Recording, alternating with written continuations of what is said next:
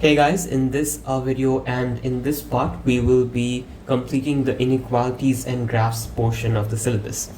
So there is no new knowledge being applied over here. You just have to understand the idea of modulus functions and inequalities to see how the graphs would look like and how to solve the inequality problems.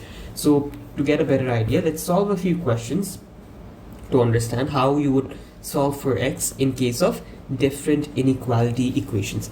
So let's say they're asking you to solve for x where you're equating two modulus functions together. Okay, so this is not an inequality, this is a basic modulus function equation. So they're giving you two modulus function. One is x minus 5, the other is x plus 1. Now they're asking you solve for x. At what point, at what x coordinate would both of these functions intersect?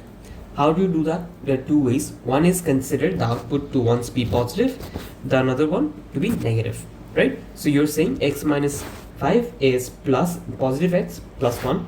The other is x minus 5 is equals to minus x minus 1, right? Fair enough. So that's one way to do it. The other, which I almost always do, is I square both sides of the equation, right? So to remove the modulus function, I'm squaring both sides of the equation. Great. Now after I do that, I'll solve for x, and what I get is x is equals to 2, meaning at the x coordinate of 2, my both modulus functions are going to intersect. So if you look at the graph at x is equals to 2, both my modulus functions are going to intersect. Great. So this is how you solve for x in case of having two modulus functions.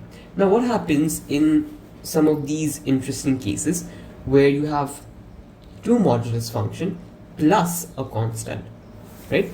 So notice a plus or minus a constant. So you can rewrite this to say x plus 4 plus x minus 5 minus 11 is equals to 0. Now how do you solve these questions, right? Fair enough. So what you have to do over here is you can't really apply the square method.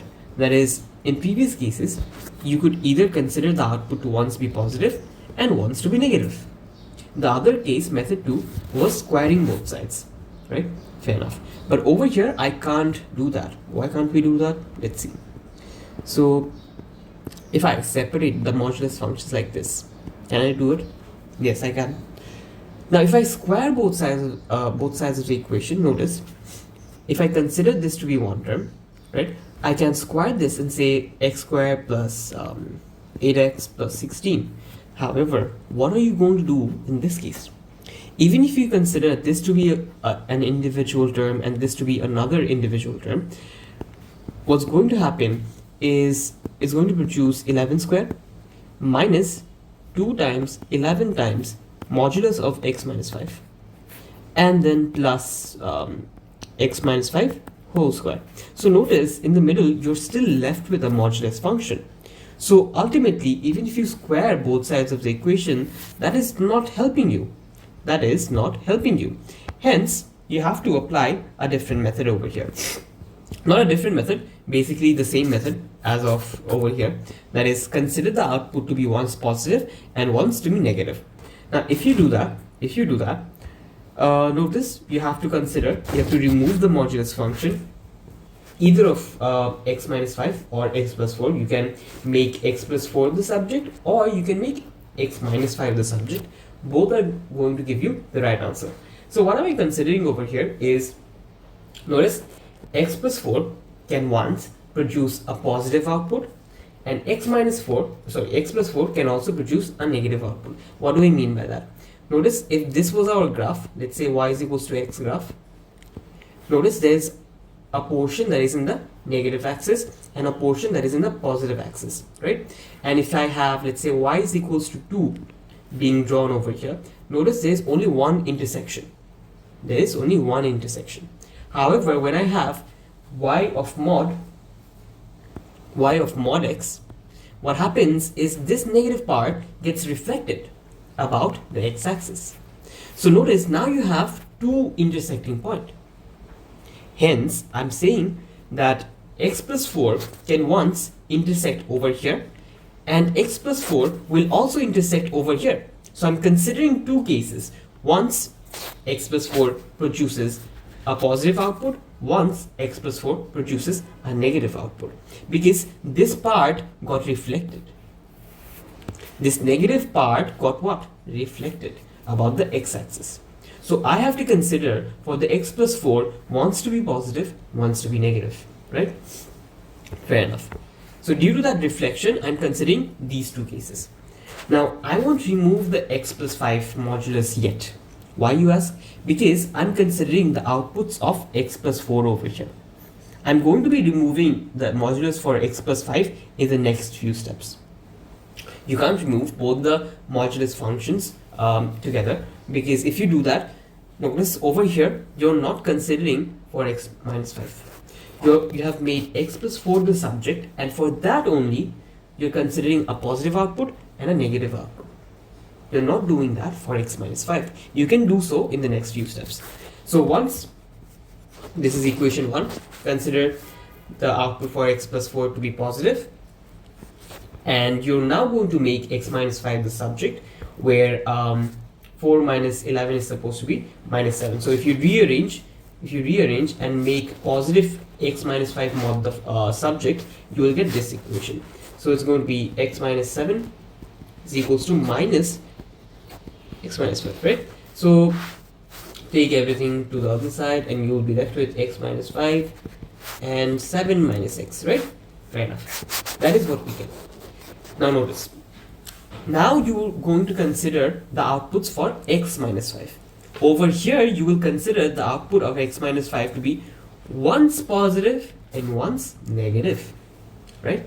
Now when you solve for x, you'll notice this is one of the intersecting point, and this will not produce an answer, right? So for when x minus 5 is considered to be negative, there is no intersecting point. There is no what? There is no intersecting point. Hence you didn't get any answer, right? You didn't get x as a subject, because at that portion of the graph there is no intersection.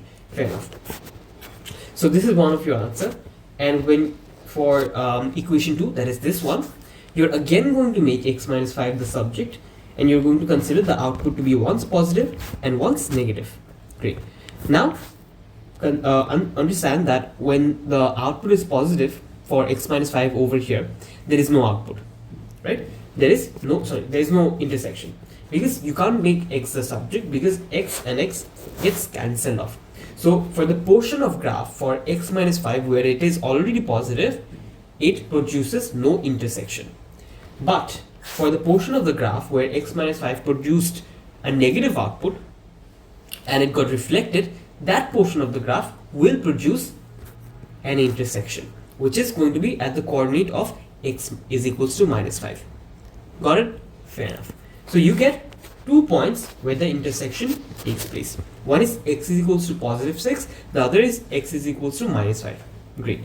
So these are going to be your answer. Now to further check if these are really the intersecting point, you're going to do what? You're going to plug in x is equals to 6 over here and see, is your output 11? Check. If it is, then your answer is correct. So 6 plus 4 is 10 and 6 minus 5 is 1. So 10 plus 1 is what? 11. Fair enough. Now also plug in x is equals to minus 5.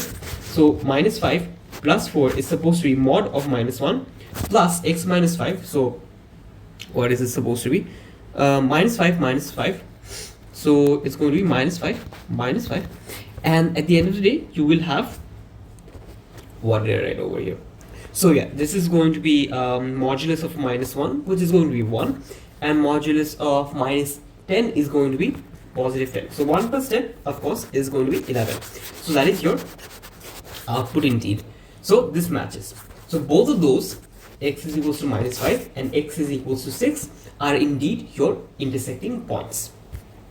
Now, in case of inequalities in modulus functions, they can often give you, let's say, a modulus function as such as this one, and they'll tell you when is the output greater than or less than any constant. So they're asking you in this case, when is the output of this modulus function less than 3? So how do you solve it? The simple thing that I would do is square both sides of the equation. I would take square on this side and on this side. So I get 4x squared minus 4x plus 1 is less than 9, which is 3 squared. Fair enough. Now when I solve for x, what I get is x is in between minus 1 and positive 2. Now why is that the case? Notice over here the intersecting points where this modulus function produces an output of 3 is going to be at x is equals to minus 1 and at x is equals to positive 2. At these two x coordinates, the output is exactly 3.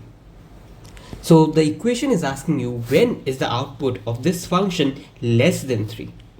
Notice the output between minus 1 and 2 is always less than 3. Is always what? Less than 3. So for x coordinates or x values greater than minus 1 and less than 2 is going to produce an output that is less than 3. Hence I'm telling you that x has to be in between minus 1 and 2 for the output to be less than 3. Fair enough. So if they gave you less than equals to, then your answer would be x is in between and equal to minus 1 and 2, right? Fair enough. Now what else? By the way, in general, it's a good thumb rule to think that whenever you have a less than sign, x will be between the critical values, and when you have greater than sign, x will be less than the smaller value and x will be greater than the larger value. So like in this one, if I would have asked that when is this modulus function going to produce an output greater than 3, not less than, in that case x would be greater than the larger value and x would be less than the smaller value, right? So if you want to think of it graphically, over here these are the critical points, the intersecting points, and for the output to be greater than this value, greater than 3, your x coordinate has to be less than 1 such that your output is greater than 3. So if your x coordinate is again larger than 2, then your output is also larger than 3, right? So x can be greater than 2, x can be less than minus 1. Granted, this is what the question asks you. Fair enough. Moving on to another example, solve the inequality between these two modulus function where they're telling you 2x plus 1 mod should be greater than or equals to modulus of 3 minus x. Now how do you solve this? I would always square both sides of the equation. Very simple. So I'm going to square 2x plus 1 and I'm going to square 3 minus x. Fair enough. So when I do that, I'm going to get this quadratic equation. Now use your quadratic formula or Milton break to get x is equals to 2 by 3 or x is equals to minus 4. Fair enough. So you now know the critical points. What are the critical points? These points are where these two modulus functions are going to what? Intersect, right? So if you type down the formulas of these in your Desmos calculator, type this x plus 1 and y is equals to 3 minus x. What you would see is they intersect at this position and at this position. So when x is equals to minus 4 and x is equals to 2 by 3, these two graphs are supposed to intersect. Now they're telling you, notice, when is this function greater than this function? Now when I took a square and found the quadratic equation, I noticed that there's a greater than equals to sign. There's a what? Greater than equals to sign. So my x should be greater than the larger value and smaller than the lower value. So x will be greater than equals to 2 by 3. Why equals to? Because in the question they have included the equals to sign. So x will also be less than equals to -4. Right? Fair enough. So for those two areas, my output for 2x plus 1 will be larger than the output for 3 minus x. You can check that yourself in the Desmos calculator. Fair enough. So these are going to be my answers. Okay, now how do you work with cubic modulus functions? So how do you find out the modulus graph of cubic expressions? That is x to the power of 3 equations. So they're going to have usually 3 roots, right? They're going to have usually 3 solutions until and unless, let's say you have graphs such as this, right? Now in case of cubic expressions, they're always, almost always, I guess always, they're supposed to have at least one solution. Otherwise, yeah, they're always supposed to have one solution. Otherwise, they can't really be a cubic expression. So for it to be a cubic expression, there should always be one real solution. That is, at one point, at one x coordinate at least, the cubic expression should produce a root.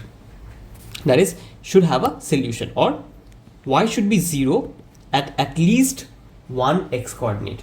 Fair enough. Now, in case of, let's say, drawing the modulus function of cubes, what do? Let's say they have given you this, right? This expression, where they have already factorized everything to make your life easier. So what are the solutions going to be of this graph? It's going to be x is equals to half, x is equals to 2, and x is equals to -1. Now, on a graph, you can plot where the roots are going to be, where the solutions are going to be. You know, at x is equals to -1, there's going to be a root. At x is equals to half, there's supposed to be a root. And x is equals to 2, there's supposed to be a root. But you don't know if it is going to be something like this or something like this. Do you know that? No. You just know there are 3 roots at this position, but you don't know what the shape of the graph is going to be. So how do you work out the shape of the curve? What you do is consider for, you know, this root, right? Consider for that root, that is x is equals to what? -1. Now plug in values less than -1. See what happens to the output of the solution. So for x is equals to -2, notice what happens. If x is -2 and plug it in the solution, in the equation, plug x is equals to -2 into the equation, notice, is the y value greater than 0 or less than 0? If your y value is greater than 0, that is this, your shape of the curve is going to be like this, right? Now you can also do another thing.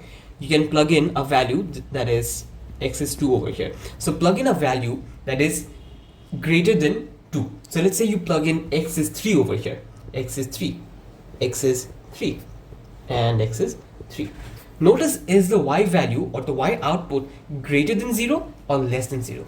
If the value is less than 0, then the graph must go down over here, right? Hence, my ultimate graph should be shaped like this.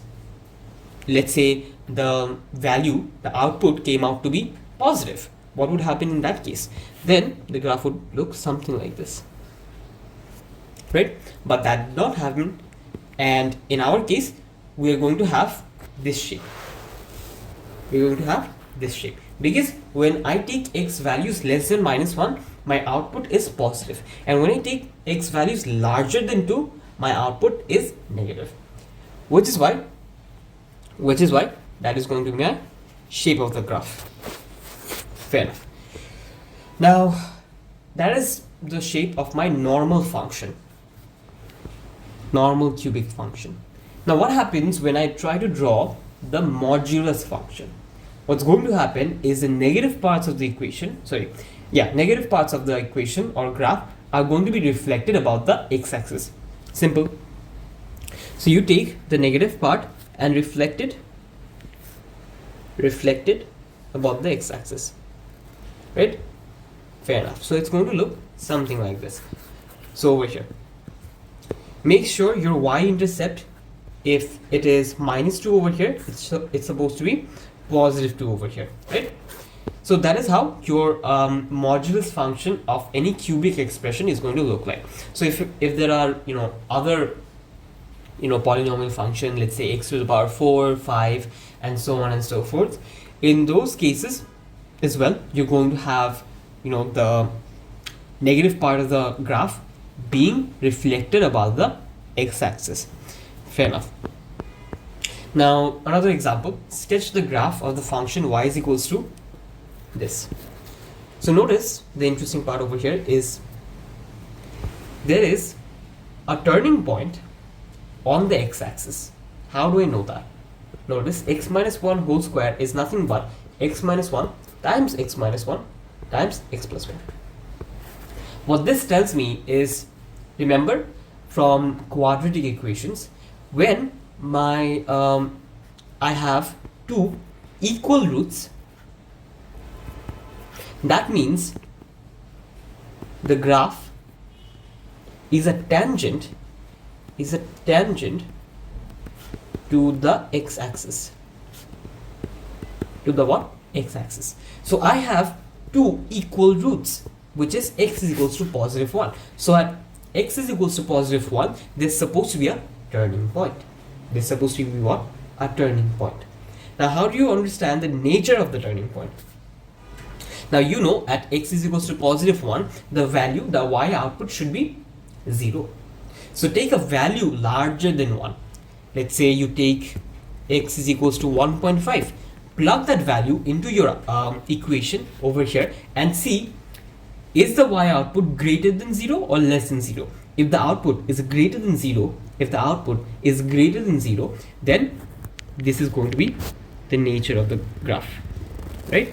And if this is the nature of the graph over here, automatically the entire shape of the graph, because this is a turning point, and this part is shaped like this, and you also know another root, which is x is equals to minus 1. So in general, if I draw the entire thing from scratch, it's going to look like something like this.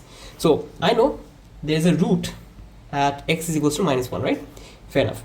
So I know there's a root over here, and I also know there's a turning point at x is equals to 1. But I don't know if the turning point is like this or like this. So I plugged in a value that is larger than x plus 1 to understand that my shape of the graph over here is supposed to be like this. But how is the graph going to be for this part? Naturally, since I've figured out this part of the graph, I can say the graph is going to look like this, because it can't really go like this. It can't, right? It can't be shaped as such as this, because otherwise you can't complete the graph. Hence, granted one part of the graph, you can figure the rest out. Right? Fair enough. So naturally, the root is going to look like this, right? This is going to be the shape of the cubic expression. The turning point, you found out the nature of the turning point. Is it a minimum? Is it a maxima? You found out the shape of the turning point, and as a result of that, you found out the shape of the rest of the curve. Fair enough. So that is how you figure out the shape of any cubic expression. Now the important part is, how do you draw the modulus function? Take the negative part and reflect about the x-axis, and it's going to look something like this, right? Fair enough. So that was cubic expression with two equal roots. Now how do you solve cubic inequalities? Let's say they've given you a graph, for example this one, that is 1/6 of the cubic expression, that is this one. So this graph represents this equation, 1/6 of the cubic expression, and they're telling you that x minus 3, x minus 2, x plus 2. You need to find for this cubic expression, when is the output less than 6? How do I find that? You can take 6 to the other side and say 1/6 of x minus 3, x minus 2, and x plus 2 should be less than equals to 1. Now notice, this is the exact graph that they have drawn for us. that they have drawn for us. So for this graph, I can figure out when is the output less than 1. When is the output less than 1? So draw y is equals to 1 and see for what values of x is my output less than 1. So the critical points are going to be, if I'm not wrong, 3.6, 1 and minus 1.6. Is that correct? 3.6, 1 minus 1.6. So now you tell me when is the output less than or equals to minus 1? This region and this region, right? So when you write your answer, you're going to say x should be between, what did I say this was? Oh, 3.6. X should be between positive 1 and 3.6, or x can also be less than or equals to minus 1.6. This is going to be your answer, right? Fair enough.